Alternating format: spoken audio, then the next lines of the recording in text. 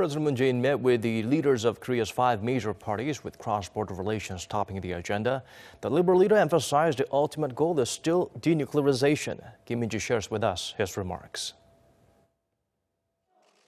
The ultimate goal of the South Korean government is North Korea's denuclearization.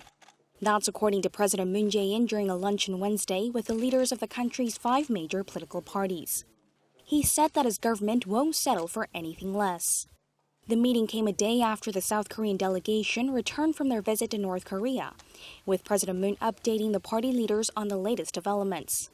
한반도 평화와 비핵화에 있어서 아주 중요한 그런 고비를 맞이한 것 같습니다. 그러나 이제 시작이기 때문에 아직까지는 낙관할 수 없는 그런 상황이라고 봅니다. The ruling party applauded the government for achieving the agreement to hold inter-Korean summit talks and welcomed the president's follow-up plans. The president clearly laid out the route to denuclearization through a sophisticated roadmap that will lead to complete nuclear disarmament. Regarding conditions for the inter-Korean talks, he said it requires cooperation from the 2 Koreas and the U.S., as well as support from the international community. Based on this, he said, the conditions were created and the outcome was inter-Korean dialogue.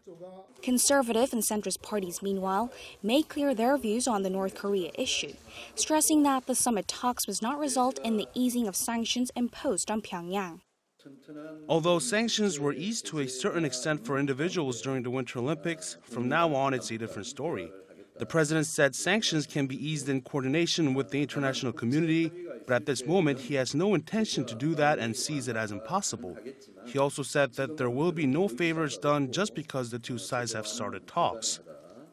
The president also apparently brushed off speculation about his envoys making any secret agreements with North Korea during their visit. The main opposition party raised concerns that Seoul is being fooled by Pyongyang. The party also questioned why the summit talks were scheduled for April, to which the Blue House said that it was Moon's campaign pledge to hold talks within a year of taking office.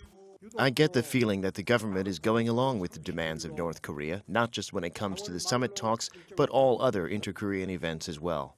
In regards to the timing, it seems as though the government wants to foster a peaceful mood ahead of the June local elections, to make the vote more favorable to them.